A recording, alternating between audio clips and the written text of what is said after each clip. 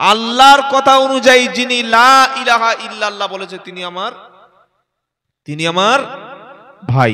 এবার নবীর একটা হাদিস শোনাতে চাই।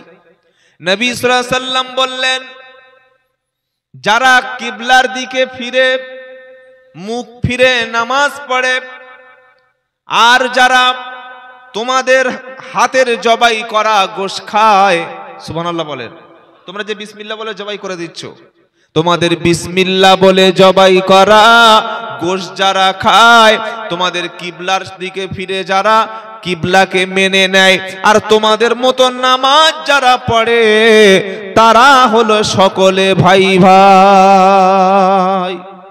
সুবহানাল্লাহ বলেন। মাথায় টুপিটা হয়তো দেয়নি, তা বলে তাকে মুসলমান বলবেন না? একটা ছেলে প্যান্ট আর শার্ট পরে, বলছে এই প্যান্ট শার্ট পরেছিস কেন রে? প্যান্ট শার্ট পরেছিস কেন? পাঞ্জাবি পরবে। আচ্ছা, সব লোক পাঞ্জাবি পরবে? ধরুন আফগানিস্তান একটা দেশ, ওখানে এখন তালিবানরা ক্ষমতায় আছে, তো প্যান্ট শার্ট পরা যদি আপনি একেবারেই হারাম করে দেন, প্রত্যেকটা দেশের দেশ পাহারা দেওয়ার জন্য বিএসএফ, বর্ডার সিকিউরিটি ফোর্স দরকার আছে না নাই? আছে, আছে। তো যারা বর্ডারে দেশ রক্ষার কাজে নিয়োজিত থাকবে, ওরা লুঙ্গি পরে বন্দুক নিয়ে AK-47 নিয়ে ঘুরবে? কি গো, বাংলাদেশের পুরো এলাকা, ধরুন বাংলাদেশটা বেশিরভাগ মুসলিম রাষ্ট্র, 90%। তো বাংলাদেশে কেউ প্যান্ট পরছে না, সব লুঙ্গি পরে একটা করে AK-47 নিয়ে ঘুরছে। আর আমরা ভারত থেকে একটা গুলি করে দিলাম, গিয়ে লাগলো একবার লুঙ্গিতে। কি বুঝলেন? এই অযুক্তি কথা মেনে নেওয়া যায়? ফতোয়া দিচ্ছে জলসায়। হ্যাঁ, আমি নিজে কেন শুনছি শার্ট প্যান্ট পরা হারাম, প্যান্ট পরা হারাম, শার্ট পরা হারাম, টাই পরা হারাম। তাহলে সৌদিতে আপনি এখন মসজিদে হারাম যে কাবা শরীফে না, যারা হজ করেছেন বা উমরা করেছেন, আপনারা দেখবেন কাবা শরীফ 24টা ঘন্টা ওখানকার পুলিশ ডিউটি করে। কি বলছি বুঝতে পারছেন না? বাইতুল্লাহ শরীফ যেখানে নামাজ পড়লে 1 লক্ষ রাকাত সওয়াব হয়, ওই জায়গায় সৌদির 24 ঘন্টা পুলিশ মোতায়েন করে রেখেছে কাবা শরীফ যাতে শত্রুরা অ্যাটাক না করতে পারে। বা জুমার দিন ইমাম সাহেব কাবা শরীফের সামনে খুতবা দেয়, দেখেছেন তো? জুমার দিনে খুতবা দেয়, হ্যাঁ, এমনি লাইভে দেখা যায়। ওই কাবার ইমামের সামনে 3-4 জন পুলিশ দাঁড়িয়ে থাকে, ওরা লুঙ্গি পরে থাকে। হ্যাঁ, লুঙ্গি পরে থাকে, তো পাঞ্জাবি পরে থাকে। যার যেটা ড্রেস সেটা পরতে দিন, এইভাবে ফেতনা করবেন না। একটা ছেলে শার্ট পরে মসজিদে এসছে, মুসলমানের ছেলে পাঞ্জাবি পরিসনি, তোর বাপ ফকির নাকি? এই কি ভাষা? শার্ট হারাম হয়ে গেল? শার্ট আর প্যান্ট হারাম বলছেন, এটা ইহুদিদের পোশাক। তাহলে এই চশমাটা খুলে ফেলে দাও, চশমাটা ইহুদিরা তৈরি করেছে। ফেসবুক ব্যবহার করছে কারণ ফেসবুকের ইহুদি তৈরি করেছে। মোবাইল কোন পীর সাহেব মোবাইল তৈরি করেছে? ক্যামেরা মুফতি সাহেব তৈরি করেছে? এই মাইকটা ইমাম সাহেব তৈরি করেছে নাকি? এ তো সব তো ইহুদি খ্রিস্টানদের অবদান, তারা তো করেছে, আমরা তো করতে পারিনি। আমরা নতুন নতুন জিকির আবিষ্কার করে দিয়েছি। জিকির করতে করতে বাঁশে উঠে যাও, দেখেন নাই চরমনাই? বাংলাদেশে চরমনাই, উজানি, পীর জিকিরের মতো পবিত্র ইবাদতটা একটা হাসির খোরাক বানিয়ে ফেলেছে। 13 সূরা রদের 13 নম্বর পারা 12 নম্বর পৃষ্ঠা 2 নম্বর লাইনের 28 নম্বর আয়াতে আল্লাহ বলছেন, আলা বিযিক্রিল্লাহি তাতমাইন্নুল কুলুব। যারা ঈমানদার, যারা মুমিন, জিকির করে তাদের অন্তরে একটা প্রশান্তি লাভ করে। সুবহানাল্লাহ বলেন। জিকির মানে আল্লাহর স্মরণ, জিকির একটা ইবাদত। জিকির করলে ঈমানের উপর একটা প্রভাব বিস্তার করে, জিকির করলে অন্তরের ময়লা দূর হয়, জিকির করলে মানুষ ঈমানদার প্রশান্তি লাভ করে। সেই জিকিরের মতো একটা ইবাদত করতে করতে প্যান্ডেলে বাঁদরের মতো ঝুলছে। এখনই মোবাইলে বার করে দেখুন চরমনাই জিকির, উজানি জিকির। যদি না পান আমার কানটা ক্যামেরার সামনে দুবার একটু ঢুলে দেবেন, মোড়ে দেবেন। তাহলে আপনি চিন্তা করুন, তারা মাইক আবিষ্কার করছে, ক্যামেরা আবিষ্কার করছে, ড্রোন আবিষ্কার করছে, রকেট আবিষ্কার করছে, নতুন নতুন রাইফেল আবিষ্কার করছে, স্পাইনার আবিষ্কার করছে, এমন এমন আবিষ্কার করছে যেটা মুসলমানরা এখনো ভাবতেই পারছে না। আমরা একটা নতুন কিছু আবিষ্কার করতেই পারছি না, নতুন জিকির আবিষ্কার করে বসে আছি আর ফতোয়া দিচ্ছে। এগুলো সব ইহুদিদের ফতোয়া। কেন? নতুন আবিষ্কার করুন। সেজন্য যুবকদের বলবো, আমাদের সন্তানদের বলবো, আপনাকেও বলবো, আপনার সন্তানকে সেরা একটা দেশের শিক্ষিত সন্তান বানান। আপনারা চেষ্টা করলে, আমরা চেষ্টা করলে মুসলমানরা আমার ছেলেকে আমি দেশের একজন সেরা বিজ্ঞানী তৈরি করতে পারি, আমার দেশের সেরা একজন ডাক্তার তৈরি করতে পারি, একজন ইঞ্জিনিয়ার তৈরি করতে পারি, একজন শ্রেষ্ঠ চিকিৎসক তৈরি করতে পারি, পারি কি পারি না? পারি কি পারি না? চেষ্টা করলে আমরা পারি। ওই ফতোয়াবাজি আর করবেন না, অমুক হারাম তুমুক হারাম, অনেক হয়েছে। হারাম হারামের জায়গায় ঠিক আছে, কিন্তু নতুন নতুন জিনিস নিয়ে আর ফিতনা করবেন না। তাহলে আল্লাহ পাক কি মেসেজ দিচ্ছেন? আল্লাহ বলছেন ওয়াজকুরু, স্মরণ করো, নিমাতাল্লাহ, আল্লাহর নিয়ামতকে স্মরণ করো। আলাই ওয়াজকুরু নিমাতাল্লাহি আলাইকুম, আল্লাহর নিয়ামত তোমাদের উপরে। তোমাদের উপরে মানে মক্কার মুসলমানদেরকে আল্লাহ বলছেন আল্লাহর নিয়ামত তোমরা স্বীকার করো। ওয়াজকুরু নিমাতাল্লাহি আলাইকুম ইয কুনতুম আদাআন, আল্লাহ পাক বলছেন কোরআন আসার আগে ছিলে তোমরা পরস্পর শত্রু। মক্কায় কি হতো? লড়াই আর লড়াই, মারামারি আর মারামারি।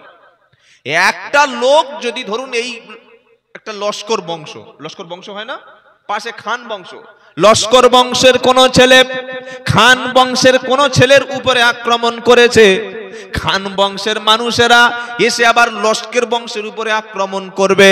এইভাবে এ ওকে মারবে, ও একে মারবে, মারতে মারতে বছরের পর বছর, যুগের পর যুগ, শতাব্দীর পর শতাব্দী বংশ নিধন হয়ে যাবে, শেষ হয়ে যাবে, তারপরে মারামারি শেষ হবে না। আল্লাহ বলছে ওয়াজকুরু নিমাতাল্লাহি আলাইকুম, তোমরা আমার নিয়ামতকে স্মরণ করো। ইয কুনতুম আদা, তোমরা ছিলে পরস্পর দুশমন, তোমরা ছিলে পরস্পর শত্রু। আমি আল্লাহ ফাআল্লাফা বাইনা কুলুবিকুম ফাআসবাহাতুম বিনিমাতিহি ইখওয়ানা, এই কোরআন দ্বারাই, কোরআনের দ্বারাই আমি আল্লাহ তোমাদেরকে ভাই ভাইয়ের মধ্যে ভ্রাতৃত্ব করে দিলাম। সুবহানাল্লাহ পাঠ করেন। কোরআন এসে গেল, আবু বকর, উমর, উসমান, আলী, তালহা, জুবায়ের, আবু মুসা আশআরী, এরা একে অপরের সঙ্গে হয়ে গেল ভাই। মক্কার মুহাজিররা মদিনার আনসারদের হয়ে গেল ভাই। সুবহানাল্লাহ বলেন। রাশিয়ার মুসলমানরা ইন্ডিয়ার মুসলমানদের হয়ে গেল ভাই, কাশ্মীরের মুসলমানরা জাপানি মুসলমানদের হয়ে গেল ভাই, অস্ট্রেলিয়ান মুসলমানরা আন্দামানের মুসলমানের হয়ে গেল ভাই। যে লা ইলাহা ইল্লাল্লাহ পড়েছে, কোরআন এসে বানিয়ে দিল ভাই ভাই। আল্লাহ বলছেন কোরআন দ্বারা তোমাদের এক করে দিয়েছি। তোমরা কি মুসলমান? তোমরা আগে তো মারামারিতে লিপ্ত ছিলে, তোমরা আগে সংঘর্ষের মধ্যে লিপ্ত ছিলে, তোমরা একে অপরের সহ্যই করতে পারতে না, একে অপরকে দেখতেই পারতে না। যখন তোমরা কোরআন পড়লে তখন নিজেদের ভাই বলে বুকে তুলে নিলে, আর আমরা সামান্য কারণে দূরে ছড়িয়ে দিচ্ছি মানুষকে। আহা হা, শুধু বিভেদ আর শুধু বিভেদ। এই জলসাগুলিতে শুধু মারামারি, দাঙ্গা, অশান্তি, এমনকি হুজুররা পর্যন্ত ঝগড়া। ওই হুজুর আসলে আমি যাব না। কেন ভাই? কি সমস্যা? তোমার সমস্যা কি? না কোন কারণ? আরে সে তো একটা আলেম, তুমি একটা আলেম। এগুলো আছে না নাই? এইগুলো করতে দেবেন না। আল্লাহ বলছে প্রথম নিয়ামত স্বীকার করো, কোরআন এসে তোমরা হয়ে গেলে ভাই ভাই। আর একটা কি? ওয়াকুনতুম আলা শাফা হুফরাতিম মিনান নার, ও মক্কার কুরাইশরা, ও মদিনার আনসারেরা, কোরআন আসার আগে তোমরা এত খারাপ পথে ছিলে, তোমরা জাহান্নামের কিনারায় দাঁড়িয়েছিলে। এমন এমন কাজ তোমরা মক্কায় করতে, মদিনায় করতে। আইয়ামে জাহেলিয়াতের যুগে হত্যা, খুন, ধর্ষণ, মানবতা বিরোধী অপরাধ, দেশ বিরোধী অপরাধ, নারী বিদ্বেষী ছিলে, সমাজে সাম্য ছিল না, ভালোবাসা ছিল না, কোনো স্বাধীনতা ছিল না, কথা বলার মতো ক্ষমতা ছিল না, সুদ, মদ, জুয়া, জেনা, ঘুষ সব তোমাদের সমাজে ছিল। তোমরা জাহান্নামের কিনারায় দাঁড়িয়েছিলে। কোরআন এসে আল্লাহ তোমাদের জাহান্নামের কিনারা থেকে এনে জান্নাতি মানুষ বানিয়ে দিল। সাহাবারা জান্নাতি না? জান্নাতি না? যদি বলেন না সুবহানাল্লাহ। প্রত্যেক সাহাবা জান্নাতি, বলুন সুবহানাল্লাহ। বলে যে দলিল আছে, আস-সাবিকুনাল আউয়ালুনা মিনাল মুহাজিরিনা ওয়াল আনসার ওয়াল্লাযীনা তাবাউহুম বিইহসান রাদিয়াল্লাহু আনহুম ওয়া রাদু আনহু আ'আদ্দা লাহুম জান্নাতুন তাজরি মিন তাহতাহাল আনহার খালিদিনা ফিহা আবাদা দালিকাল ফাউজুল আযীম। সুবহানাল্লাহ পড়েন। এটা 11 পারা দ্বিতীয় পৃষ্ঠা প্রথম লাইনের 100 নম্বর আয়াত সূরা তাওবা। সূরা তাওবার কত নম্বর আয়াত? 100 বলেন কত নম্বর আয়াত? সূরা তাওবার 100 নম্বর আয়াতে আল্লাহ বলছেন আস-সাবিকুনাল আউয়ালুনা মিনাল মুহাজিরিনা ওয়াল আনসার ওয়াল্লাযীনা তাবাউহুম বিইহসান রাদিয়াল্লাহু আনহুম ওয়া রাদু আনহু।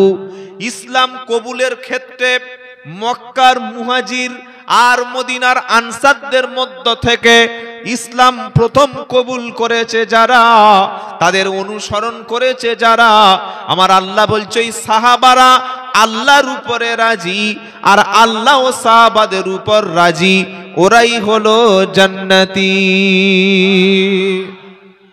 সমস্ত সাহাবারা জান্নাতি। সুবহানাল্লাহ। সাহাবা কারা?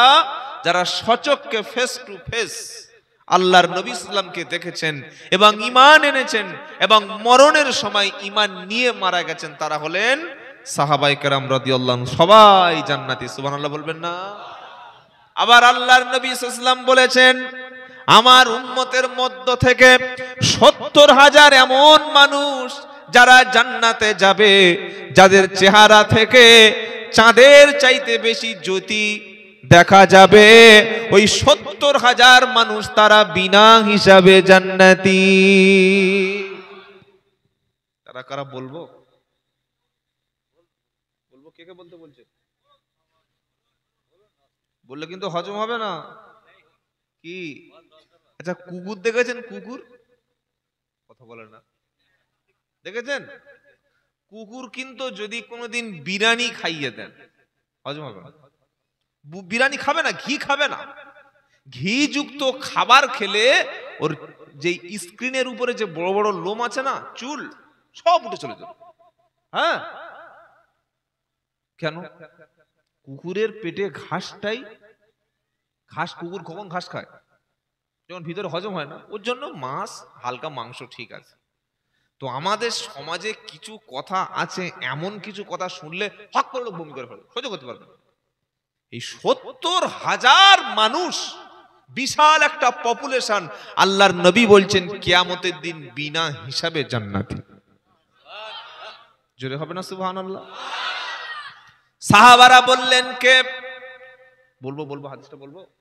নবীজি সাল্লাল্লাহু আলাইহি সাল্লাম বলেন যারা কোনোদিন কোনো বিপদ মুসিবত হলে কোনো মাজারে মাথা ঠোকে না, কোনো ঝাড়ফুঁক করায় না, একমাত্র আল্লাহর উপরে বিশ্বাস করে। কিছু মানুষ আছে বিপদে পড়লেই তাল গাছ হোক, নারকেল গাছ হোক, কোন ভণ্ড একটা মৌলবি এসে মিছে মিছে কি লিখে দিল, গলায় নিয়ে ঝুলে বলে। আরে আপনি আল্লাহর কাছে তাহাজ্জুদে কাঁদুন না, আপনি নামাজের পার্টিতে কাঁদুন না, ইফতারের সময় কাঁদুন না, কোরআন নিয়ে বসে বসে কাঁদুন না, আল্লাহর মসজিদে বসে বসে কাঁদুন। কবুল করবেন কে? আল্লাহ। এই মাথা, এই কপালটা কোনো মাজারে, কোনো কবরের উপরে আমরা সিজদা করব না, বলুন ইনশাআল্লাহ। কবর মাজারকে আমরা সম্মান করি, সেখানে গিয়ে আমরা কি করব? শুধুমাত্র জোরে বলেন, জিয়ারাত করলে সওয়াব আছে না নাই? জিয়ারাতে দুটো লাভ আছে।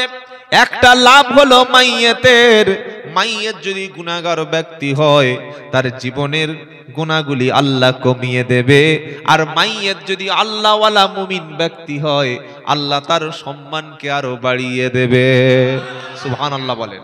কিন্তু কেউ যদি কবরস্থানে গিয়ে কোনো একটা সামান্য বটগাছ, সামান্য একটা কোনো উঁচু কিছু দেখে সেখানে চাদর দেয়, সেখানে মান্নত করে, সেখানে সন্ধ্যাবেলা তেল রেখে আসে, সন্ধ্যাবেলা সেখানে একটা খাবার রেখে আসে, সকালবেলা এনে খায় আর বলে এটা সুস্থ করে দেবে অমুক বাবা।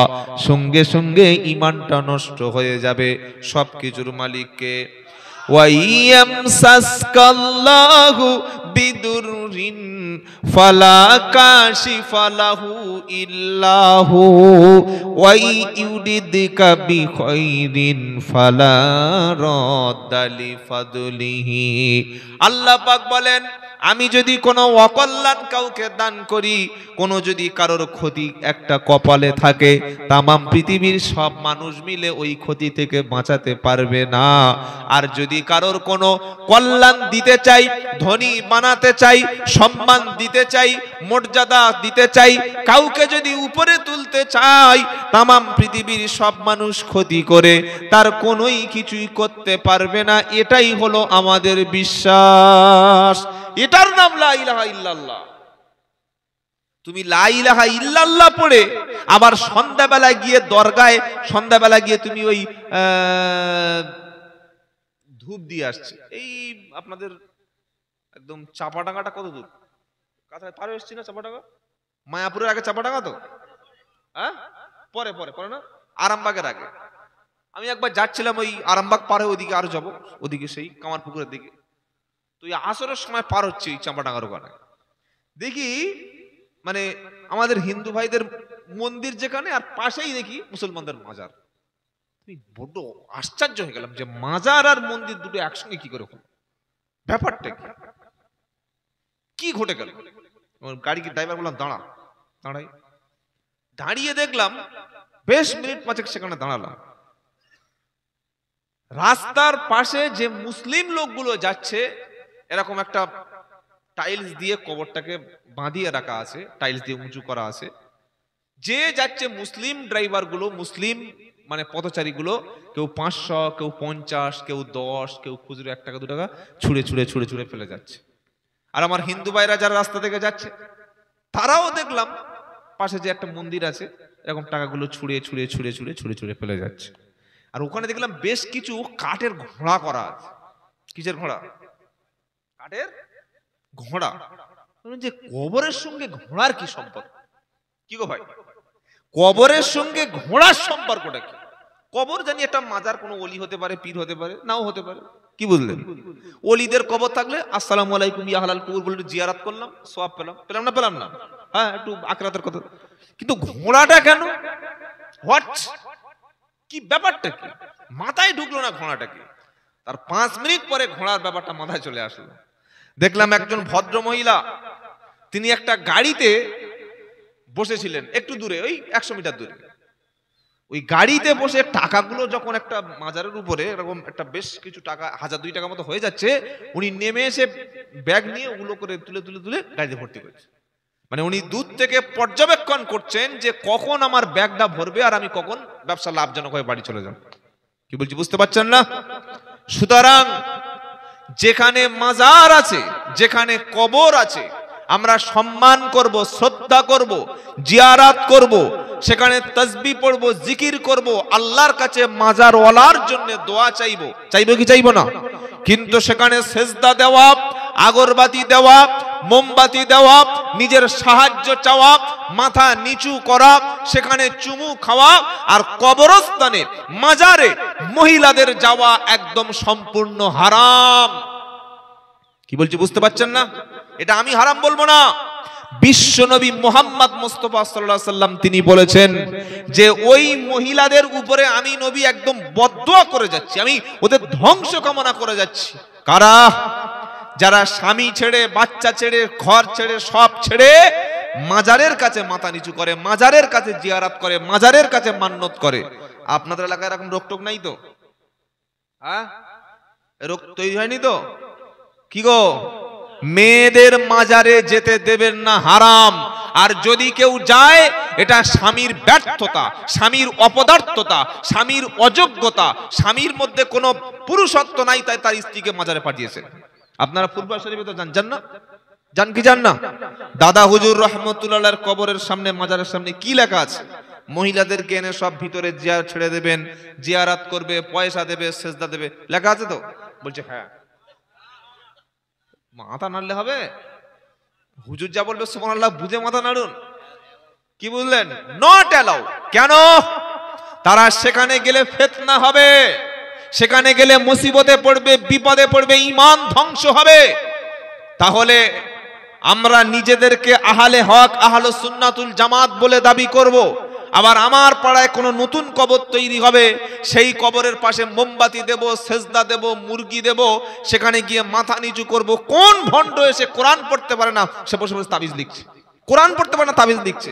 আর মায়েরা বলছে তাবিজ দাও 500 নাও, তাবিজ দাও 500 নাও। আরে যে তাবিজ দিচ্ছে সে নামাজ পড়ে, সে আল্লাহওয়ালা, সে পরেজগার, সে তাহাজ্জুদ গুজার, নবীর সুন্নাহ অনুযায়ী চলে। যাত্রার কাছ থেকে তাবিজ নিয়ে বিভ্রান্ত হয়ে যাচ্ছেন। সুতরাং যত মা এসেছেন বা শুনছেন, কোন একটা মহিলা যদি কবরে যায়, মাজারে যায়, সেজদা দেয়, সেখানে মান্নত করে, সন্ধ্যাবেলা সেখানে গিয়ে মাথা নিচু করে, সঙ্গে সঙ্গে ওই মুসলিম মহিলা আর মুসলমান থাকে, সে যে স্বামীর সঙ্গে বিয়ে করেছিল সঙ্গে সঙ্গে তার বিয়েটা নষ্ট হয়ে যাবে, সঙ্গে সঙ্গে বিয়ে হারাম হয়ে যাবে, আবার পুনরায় বিয়ে পড়াতে হবে, তবে ওর বাচ্চাটা হালাল বাচ্চা। তাহলে পুরো নেক্সট জেনারেশন, পরবর্তী প্রজন্ম হারামির বাচ্চা তৈরি হয়ে যাবে।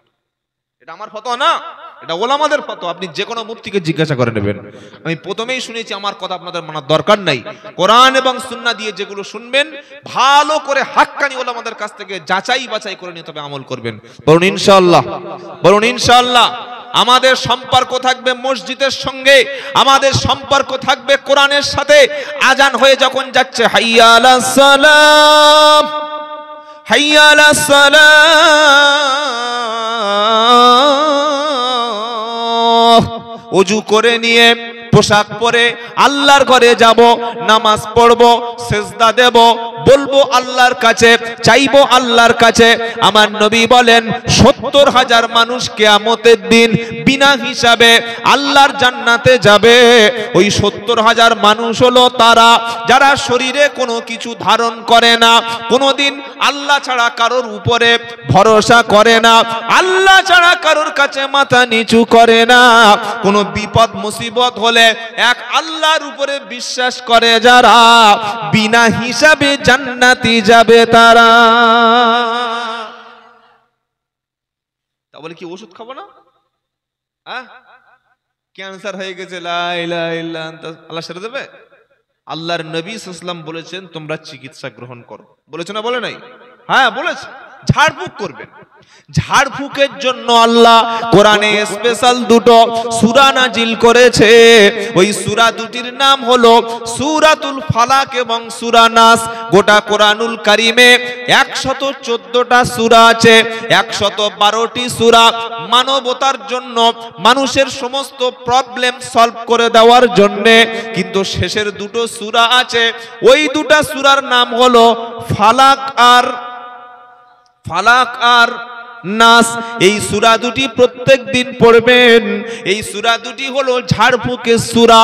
যদি কোনো ব্যক্তি ফজরের নামাজের পরে 3 বার সূরা ফালাক তেলাওয়াত করে, আবার মাগরিবের নামাজের পরে সূরা ফালাক সূরা নাস 3 বার পড়ে, দু হাতে ফু দিয়ে গোটা শরীরে যদি বুলিয়ে নেয়, এর ওসিলায় আল্লাহ তাআলা জিন, খবিস, দুষ্টু, দানব, সমস্ত যত যা কিছু আছে, জাদু, টোনা, বান, সবার হাত থেকে আমার আল্লাহ এই ব্যক্তিকে 24 ঘন্টা নিরাপদ রেখে দেবেন।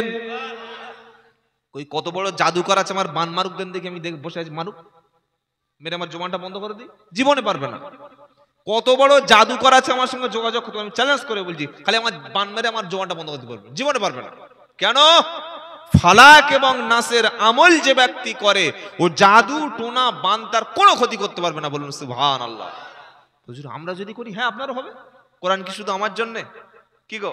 ওয়া নুনাজ্জিলু মিনাল কুরআনি মা হুয়া শিফাউ ওয়া রাহমাতুল লিল কি মুমিনিন। এটা 9-15 পারা, 9 নম্বর পৃষ্ঠা, 9 নম্বর 2 নম্বর লাইনের 82 নম্বর আয়াত সূরা বানি ইসরাইল। আবার বলছি, ওয়া নুনাজ্জিলু মিনাল কুরআনি কুরআনি মা হুয়া শিফাউ ওয়া রাহমাতুল লিল মুমিনিন ওয়া লা ইয়াজিদুয যালিমিনা ইল্লা খাসারা।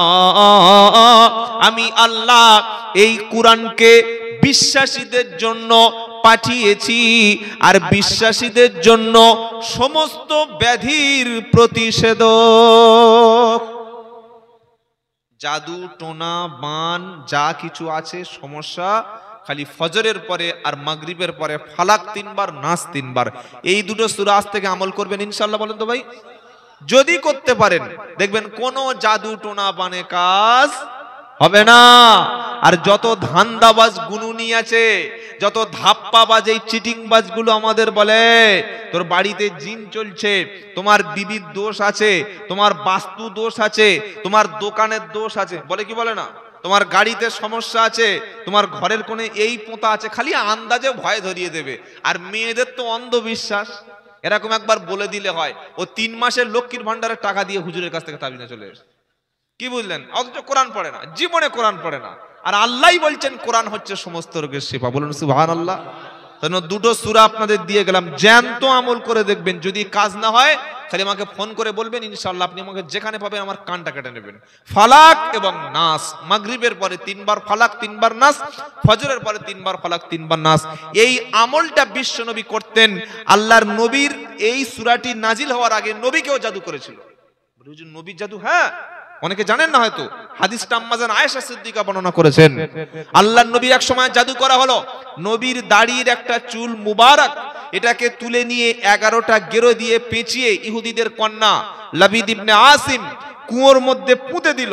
আল্লাহর নবী তো শরীর অসুস্থ হয়ে গেল, কখনো সেন্সলেস হয়ে যাচ্ছে, কখনো স্মৃতিশক্তি মানে কি বলছে মনেই থাকছে না। নামাজ 4 রাকাত 5 রাকাত পড়িয়ে দিচ্ছেন। নবী সাল্লাল্লাহু আলাইহি ওয়াসাল্লাম শুয়ে আছেন, জিবরাইল এসে স্বপ্নের মাধ্যমে বললেন, হুজুর এই ব্যাপারে আপনার জাদু করা হয়েছে, আর ফালাক আর নাস তাকে পড়িয়ে দেওয়া হয়েছে। নবী ঘুম থেকে উঠে ফালাক পড়লেন, নাস পড়লেন, ওই চুলটা কুয়ার মধ্যে থেকে তুলে গেরোগুলো খুললেন আর ভালো করে গোসল করলেন। নবী সম্পূর্ণ ফিটনেস হয়ে গেল, সুস্থ হয়ে গেল। সুবহানাল্লাহ বলেন। আমল করবো ইনশাআল্লাহ, সকলে ইনশাআল্লাহ বলেন। আমল করতে হবে, পড়তে হবে, মানতে হবে। ওই শুধুমাত্র হুজুর একটু মাথায় ফুঁক দিয়ে দাও, তো বছরে একবার ফুঁক দিয়ে আপনার কি লাভ হবে বলেন? আমি একবার নাই ফুঁক দিলাম, ওই ফুঁকি 365 দিন থাকবে। কি গো ভাই, আজকের ফুঁক দিয়ে চলে গেলাম, কালকে তো গোসল করলে ফুঁক উঠে চলে যাবে, তখন কি হবে? আমল করব। ফালাক আর নাস কোন কোন সূরা? কুল আউযু বিরাব্বিল ফালাক মিন শাররি মা খালাক ওয়া মিন শাররি গাসিকিন ইযা আকাব ওয়া মিন শাররিন নাফাসাতি ফিল উকদ ওয়া মিন শাররি হাসিদিন ইযা হাসাদ। নেক্সট, কুল আউযু বিরাব্বিন নাস মালিকিন নাস ইলাহিন নাস মিন শাররিল ওয়াসওয়াসিল খান্নাস আল্লাযী ইউওয়াসউইসু ফি সুদুরিন নাস মিনাল জিন্নাতি ওয়ান নাস। এই সূরা দুটি মাগরিবের পরে 3 বার, ফজরের পরে 3 বার পড়বে না, শরীরে বুলিয়ে নেবেন। জিন, খবিস, শয়তান, মানুষ যত যা আছে সব থেকে হেফাজত করবেন কে? আচ্ছা, আল্লাহর নবী বলেছেন হেফাজত করবে। এই কথার উপরে বিশ্বাস না করে কেউ যদি কোনো গুণুনির কাছে, কোনো তান্ত্রিকের কাছে, কোনো বাবার কাছে ছুটে, বাবা ঈমান থাকবে? থাকবে? থাকবে? আল্লাহর নবী বলছেন পড়ো, নবী বলছেন আমল করো। আল্লাহর নবীর চাইতে শ্রেষ্ঠ ব্যক্তি পৃথিবীতে আর কেউ? মুসলমান নবীর আমল বিশ্বাস করে না। হ্যাঁ, আর কোত্থেকে একদিন এসে বলে হাত দেখাচ্ছে, মেয়েরা হাত বার করেছে, বললে তোমার স্বামী 40 বছর বয়সে মারা যাবে। মারা যাবে, তুই জানলি কি করে? কে মরবে আর কে বাঁচবে এটা কে জানে? যদি বলেন পৃথিবীতে মরণ কখন হবে এটা আল্লাহ ছাড়া কেউ। আল্লাহর নবী কোনদিন বলেছে যে আমি 63 বছর বয়সে ইন্তেকাল করবো? বলেছিলেন? জীবনে বলে নাই। কোনদিন কোন হাদিসে পাবেন না যে আল্লাহর নবী সাল্লাল্লাহু আলাইহি ওয়াসাল্লাম বলেছেন আমি 63 বছর বয়সেই ইন্তেকাল করব, মারা যাব, আল্লাহর কাছে চলে যাব, বলেন নাই। আল্লাহর নবীকেও আল্লাহ খবরটা দেয় নাই। এই ভণ্ড পেল কোত্থেকে? হাত দেখাচ্ছে। তারপর বলল তোমার বড় মেয়ে মাধ্যমিকে পাশ করবে, এইচএস ফেল করবে। চিন্তায় পড়ে গেছে কি করব, বললে 501 টাকা দাও, একটা মাদলি দেব। মাদলিটা খুলে দেখছে সুদোর ভিতরে ঘাস আর শিকড়। ভণ্ডামি দেখেন কি ভণ্ডামি। এই ভণ্ডদের থেকে ঈমান হেফাজত করবেন, বলুন ইনশাআল্লাহ। সকলে কোরআন পড়বেন তো ইনশাআল্লাহ বলেন। ফালাকার নাস আমল শিখিয়ে দিলাম, পড়লে আপনার লাভ, পড়লে কেউ ক্ষতি করতে পারবে না, বলুন সুবহানাল্লাহ।